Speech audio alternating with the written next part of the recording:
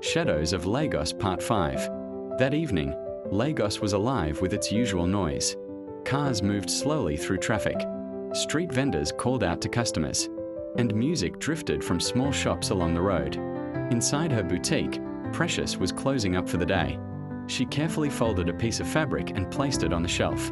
Her fitted red dress brushed softly against the table as she moved. But her mind was not on her work. It was on Daniel. Everything he had told her earlier that afternoon still echoed in her head.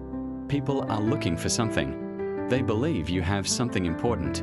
Precious sighed and picked up her bag. Inside, it was the old sketchbook her father had given her years ago. She touched the cover gently. It was one of the few things she still had from him. Before she could think any further, the boutique door opened. Daniel walked in. Precious looked up, surprised.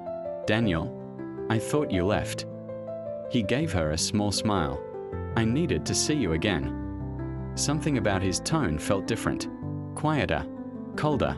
Precious frowned slightly. "Is everything okay?" Daniel didn't answer immediately. Instead, his eyes moved to her bag. "The sketchbook," he said softly. Precious blinked. "What about it?" Daniel stepped closer. "That's what they're looking for." Precious froze. "My sketchbook." Daniel nodded slowly. "Yes." Precious let out a small laugh. "That makes no sense. It's just drawings." Daniel's expression didn't change. "Not just drawings." Precious stared at him. "What are you talking about?" Daniel exhaled slowly. "Your father hid something inside it." The words hit her like a sudden wave. "My father." She whispered. Daniel nodded again. "A map."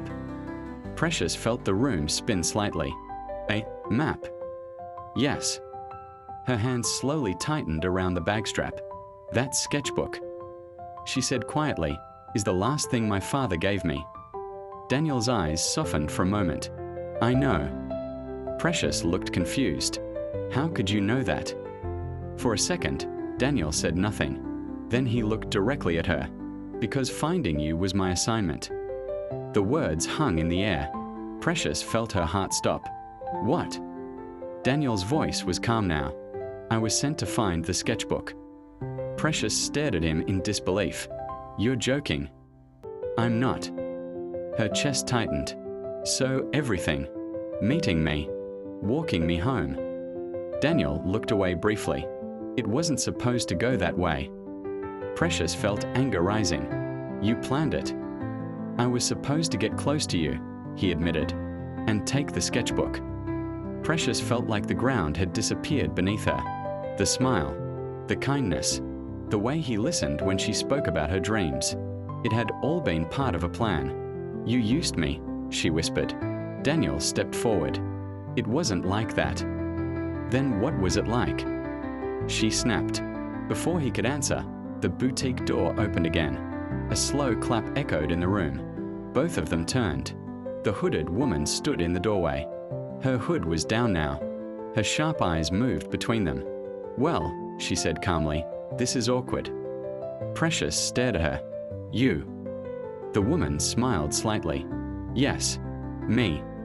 Daniel's expression hardened. "You shouldn't be here." She raised an eyebrow. "Oh, Daniel, you know I was always going to be here." Precious looked between them. "You two know each other." The woman laughed softly. "We used to work together." Precious felt her stomach twist. Daniel looked at the woman. "You're late." She shrugged. "I wanted to see how your little performance would end." Precious felt tears burning behind her eyes. "Performance?" The woman nodded toward Daniel. "He's very good at pretending to care."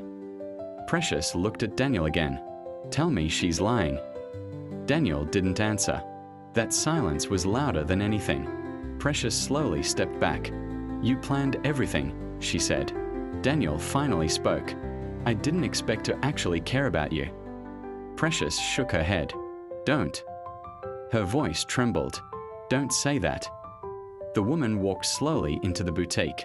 Her eyes moved to Precious's bag. "The sketchbook," she said calmly. "That's what we came for." Precious clutched the bag tightly. "You're not getting it." The woman smiled. You don't even know what's inside it." Precious's voice broke slightly. "I don't care." Daniel stepped closer to her. "Precious, listen." "No," she said sharply. "You lied to me." Daniel's face tightened. "I was trying to protect you." "From what?" "Yourself." The room fell silent. Precious took another step back. Her heart was breaking, but anger kept her standing. "That sketchbook is not a map to me," she said quietly. "It's my father." Neither Daniel nor the woman spoke. Precious lifted her chin. "So no one touches it." For a moment, the room felt frozen. Then suddenly, sirens sounded faintly in the distance. The woman sighed. "Well, that's inconvenient." Daniel looked toward the door. "They're coming." The woman smiled again. "Another time, then." She turned toward the exit, but before leaving, she looked back at Precious. "You should be careful who you trust." Then she walked out and disappeared into the Lagos night. The boutique fell silent. Daniel and Precious stood facing each other. Precious wiped a tear from her cheek. "You should go too," she said quietly. Daniel didn't move. "Precious, go." Her voice was firm now. Daniel hesitated. Then he slowly turned and walked toward the door. Before leaving, he stopped. "I never meant for you to get hurt." Precious didn't respond. He stepped outside. The door closed behind him. Precious stood alone in the boutique. Her hands trembled as she held the sketchbook tightly against her chest. The one thing her father had left her. Now she didn't know who to trust anymore. Outside, Daniel stood on the empty street. Across the road, the hooded woman leaned against a motorcycle. She looked at him with a knowing smile. "You fell for her," she said. Daniel didn't answer, but the silence was enough. The woman smirked. "That's going to make this much more complicated." Daniel looked back toward the boutique window, where Precious stood alone. And for the first time since this mission began, he realized he might have lost the only person he never meant to betray.